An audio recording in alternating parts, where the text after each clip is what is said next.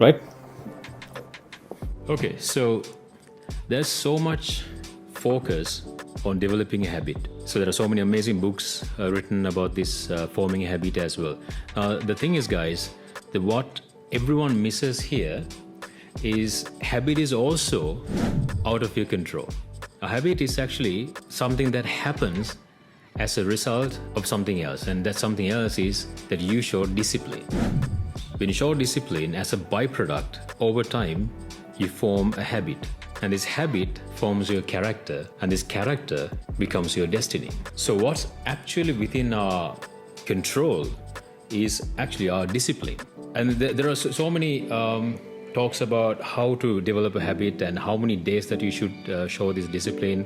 For years and years, I have seen people are talking about 21 days will develop this a habit. Then there's a university in London. They have apparently found out 66 days is what actually takes to develop a habit. And then comes 90 days. And in the spiritual world, they talk about 108 days and so on. What exactly is the real number? Here's the thing, guys. Here's the thing what everyone misses. It's not about the number of days. It could be whatever the number that you want to put. You can even put 3 days. What happens at the end of that timeline is actually determined how much energy, how much focus, and how much discipline that you're going to bring into this that particular activity. I'll give you an example. Now, I've seen some girls who are getting ready for their wedding, probably a little overweight, probably a little out of shape, and here they are 3 months down out from the wedding, doing incredible sacrifices to get in their shape. There's no question asked, that guaranteed that they're definitely going to get in their shape because the best day of their life, and to look great and amazing in front of the people, as well as for the picture that's going to last forever, right? That's one of the things. Another thing could be you have your final exams coming up. Suddenly you have like 14 days, you have so much to cover, and you put incredible amount of discipline, working day in and out, around the clock, and then you achieve your outcome. Because the end, what's happening at the end of that timeline, it has to really excite you. What I call it, you need to have a compelling reason, not just a reason, compelling reason for you to arrive at that outcome. Now that is one of the greatest reasons why some of the people have shown up for 21 days and showed up for 66 days or 90 days or 100 days and come and tell me, look, Ramindu, nothing much happened. It's because you didn't have a compelling reason at the end. So that brought me to the principle number 1, a compelling reason. See, the reason surpasses everything. What I've seen and what I actually believe also, reason actually outsmart even intelligence. There are a lot of people who have actually studied well, they have experience, they're intelligent, but they don't have much reasons to go at a certain goal. And whether it's be it fitness, be it entrepreneurial effort, be it spiritual, whatever it is. Right, so the reasons comes first, strategies come second. When you want to develop a habit, this whole very popular thing is like having for instance, if you have a fitness goal and you have this cheat meal at the end of the week, right? And also people want to, let's say you want to write this really important book or edit that video or doing some sort of a research, and as you put a little bit of a treat at the end of that outcome, let's say 6 hours of work or 2 hours of work, and you place a chocolate cake or coffee or whatever. So that actually been found out recently by the professor Andrew Huberman, the neuroscience professor. I'll actually put the link here as well. And he has said this whole thing of waiting for a treat give a surge of dopamine, and eventually you need a bigger treat as you go on. So the actual activity becomes less important and less tasty, so to say, because your whole idea, you're centralizing around that little treat. So when I say you need to have compelling reason, the reason shouldn't be that I'm going to have some sort of a cheat meal at the end of the week. It's completely irrelevant to the outcome of the entire purpose. So the reason has to be completely integrated with the form that the habit that you're forming, right? Like for instance, I remember my fitness coach back in 2019. And we decided, because I'm a leadership coach and he's a fitness coach, we decided, why don't we do a seminar of how I transform my body? I'll share some pictures as well, before and after. And his usual program is 90 days, and we actually arranged a seminar hall, etc. And we only had 80 days before the seminar. I had 80 days before the seminar for me to show a shredded body, right? And then my coach said, look, you got to show your body, and we're going to do a photo shoot in 80 days time, and we're going to share it in public on the seminar day, right? I was super nervous. I don't think I was nervous like that ever in my life like that. And end of the 80 day, so I showed tremendous discipline. There are so many days that I felt like shit, but I did it anyway, because the end reason was more compelling. So when I say more compelling, it doesn't have to be so pleasurable. It could be painful as well, right? Whatever it works for you guys, okay? So, and then the day came, and the seminar, the 240 people showed up at the seminar. And I remember I showed my before picture, and then we showed the after picture. And there was huge applaud from the audience, and so many people were inspired. It's incredible. So similarly, you need to have something extremely strong. So whoever comes to me with a great goal, whether let's say it's $1 million, or whether they want to become CEO of their corporate, or as a coach professional cricketers, if they come and say, look, I need to score 10,000 runs in next number of years, the first thing that I ask is, show me your reasons. Here's a little tip. Longer the reasons, stronger that you would be. Simple as that. So I've written 33 reasons for me to become a coach, and I wrote that 7 years ago. 33 reasons that really compelling, not really lethargic reasons. The one of the things that I check is like, are these reasons exciting enough, or just generic rubbish that you write? Now, this reason has to be really personal, intimate, and it has to really fire you up as you write those reasons. Reasons comes first, and the strategies come second. So that moves me to the second principle, the strategy. If you're starting a new habit or showing a new discipline, you have to know that you're showing a lot of novelty. Right, so in this novelty, the humankind, as well as any living being, so especially humankind, we don't take this novelty that well. We have, initially what we have is a resistance. We don't want to do it. There are so many things that can hold us back or slow us down, is the inner conflicts. So how to be that, and in fact, that's one of the strongest areas where many fail. They start for a couple of days and just give it up. And also, a lot of people don't start at all because of the novelty, fear of this new thing. And it's also attached with fear of failing. Often come across to you as, I have to do this thing so right. Even this video itself, that we had this conversation with the team, that how are you going to do this? You know, it's one of my problems also, like try to do this so perfect. And we decided, you know what, let's suck this up. Let's muck it up for the next 4 videos. And I'm pretty sure the experts who watch these, expert YouTube creators, etc., who watch this, find probably dozens of faults in this video. So we're just going to continue anyway. So this, otherwise we're not going to start. So one of the mistakes people do is they won't do it so perfect. And I often hear people saying, I'm a perfectionist. For that reason, I'm not doing it. And I'm waiting. Actually, there's no such thing called I'm a perfectionist. What you're actually saying is, I'm afraid of failing. I'm afraid of failing. I'm afraid of criticism. I'm afraid of being judged. You're just sugarcoating that, saying that I'm a perfectionist. Okay, drop that rubbish. There's no such thing. Just start it. So the principle number 2 is doing it badly. We're deliberately doing it badly.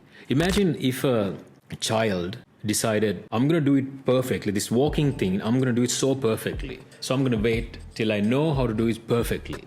What's going to happen to the child? He'll never walk. He will start badly, start crawling, start standing up, falling down countless times, crawling, kneeling, and eventually walking wobbly, getting off balance with simple steps, and pick it up again. So this is how you should be looking at developing any habit, regardless of your age. It could be 20, 30, 40, 50, 60, whatever age, whatever the title that you hold. Regardless of that, you're still a human being. That's how you should be focusing it. So we're going to start and we're going to do it badly, which means we're going to embrace our fears. What happens is when we run away from our fears, which we often want to do, the fear started hunting you back, and fear becomes so dominant power in you. But instead you turn around and now you look and run towards the fear and looking straight into the eyes of the fear, and suddenly you become so powerful and the fear becomes so weak, less in power. In some occasions fear will disappear as well, right? So that's why we need to embrace the fear. And there's one of the things that I want to share for parents as well. Parents have this thing, with all good intentions though, they want their kid to do things so perfect, whether it's sports or whatever it is. In this whole struggle of, like I said, they want to do it with good intention. They want their kid to be the best. But the approach is wrong, guys. The approach is wrong. There's so much tremendous pressure on this kid to do this new thing. It's a novel thing that he's doing, right? So as a result, kid eventually going to lose the interest, even if something that he's doing with such passion. Let's say this kid is very interested in playing tennis or playing cricket or whatever. I've seen parents who are actually more into the game a lot more than the student. You know, they will react so much more harshly about the missing shot or whatever than the student. There's so much of pressure to the student. So initially what you need to do is let him suck at it, right? Let him suck at it, appreciate it, applaud it. And what you're going to appreciate is the fact that this boy is showing up 3, 4, 5 days a week, and he's practicing all throughout that duration. He's listening to the coach and doing it again and again. He's actually let go of probably some parties, probably playing a PlayStation, probably watching a movie. So this doing it badly is something that I believe that probably you are hearing for the first time. Whether it's in school or university, whether in our society, our culture, our family, household, we extremely rarely talk about it. In fact, we actually try not to talk about it and try to talk the opposite. You got to do it so perfect. So you have to decide, no, I'm going to be suck at it, right? Doing it badly. And then this brings me to the next principle, the micro habit. The micro habit, or focus on 60 seconds, or the 60-second rule.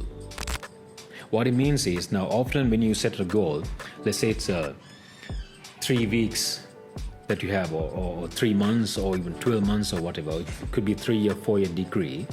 We try to focus on, if you try to focus on, oh my goodness, like I have to do this 3 months program now, 12 months program, again it's going to overwhelm you, it's going to slow you down. Suddenly that goal becomes such a weight on your shoulder. So what you need to do is what you all have.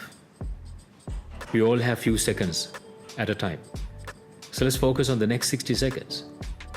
So when you're developing a habit, when developing this discipline, show focus, and show the energy for the next 60 seconds only. If you are going to show this level of micro level focus, 60 seconds only, and you have already set the goal, now you forget about it.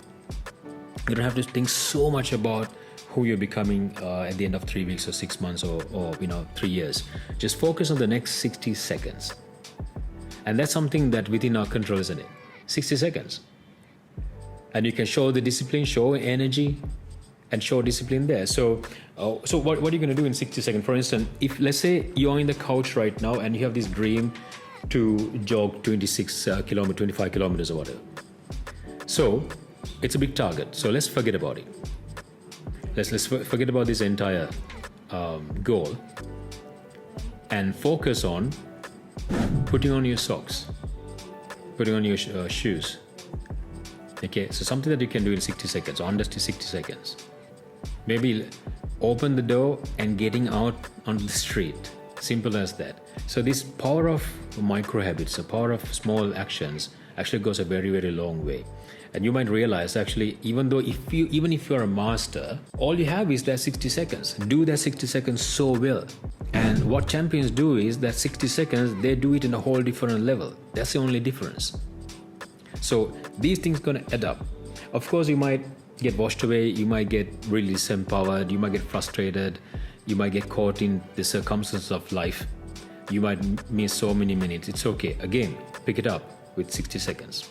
So this brings me to the fourth principle, triggers. Now, triggers meaning that something that trigger you to take action. Now, let me just share something that I do personally straight away. All my clients are pretty aware that I bring a loads of energy to every single sessions that I do. I can carry on with this 2 hours or 6 hours without losing my breath, without losing my energy. I can just crack on. So they wonder why. Is it some food that I eat? Is it some sort of physical exercise? Yeah, all those things contribute as well. But something more extremely powerful that triggers me, that energy, is a trigger that I've created, a mental trigger that I've created, which I see the moment that I get up in the morning. As soon as I wake up and open my eyes, and there's right straight ahead, I'll actually share a picture at some point, and there's a picture that I printed, which has a sentence. And it's a very personal one, I'll share that. And it says, remember the sacrifice that I have made to come this far. It actually brings a huge story. I feel like it's an epic movie when I read that. And I say yes, and I roll over and do my push-ups and I do all those other things as well. Okay. In fact, even if I go to a tough meeting or a very long session, I always utter this, remember the sacrifice that I made to come this far. So it has a lot of packed meaning, which means that you have made some good achievements. You actually acknowledge who you are. You're onto something. You have a mission. All those things are there and gives a lot of acknowledgement for what you do. So create your trigger. It has to be personal. It could be a picture. I've seen kids, you might have seen in movies as well, aspiring basketball player, a kid has a huge poster of Michael Jordan in his room. Right? Something that triggers you. Something that triggers you personally. It could be an object, it could be like a sentence that I've just said, it could be a picture. So you need to have those triggers. And then the next trigger would be preparing your environment. I think the best book to read about that is The Atomic Habits by James Clear. He emphasizes beautifully, you don't have to be a victim of your environment. You can be an architect of your environment. So you can actually create your environment in a way that triggers you. For instance, if you want to go to the gym first in the morning, keep your gym outfit nice and ready and steady at your site. If you want to play guitar, keep the guitar in a place that you see most of the time. And all those things. So create the environment in a way is frictionless or less friction for you to get into that habit. So that's a trigger. So all those things, guys, are going to help you to develop this discipline. Just to sum it up, I said you need to have a compelling reason and you need to do it badly and focus on micro habits and create triggers. So to end this, let me just share one of the popular characters in this part of the world. When I say this part of the world, I mean South Asia. Virat Kohli. He's mentioned so many years ago that he's finally realized that he needs to change. If he wants to become world-class player, the best in the world, he needs to change. And overnight, he decided to remove all these cheat meals.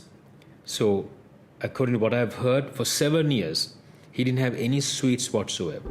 Right now, if you are an aspiring cricketer, you're a little boy who wants to, become a great cricketer, you might wonder, that's insane. Virat is insane. I can't do that.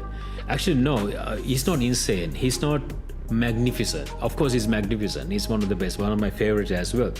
The difference is, guys, the only difference between him and you, his reasons. His reasons separates the world-class performance and average performance.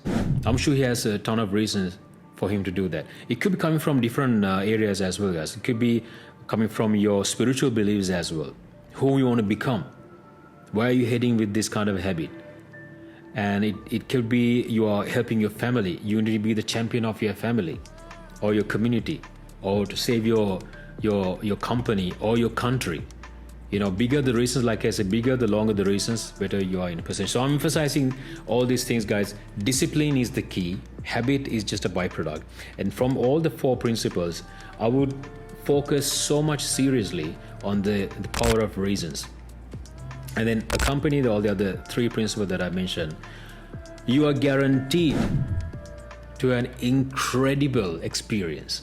So watch this video, obviously, share your experience once you put this into use.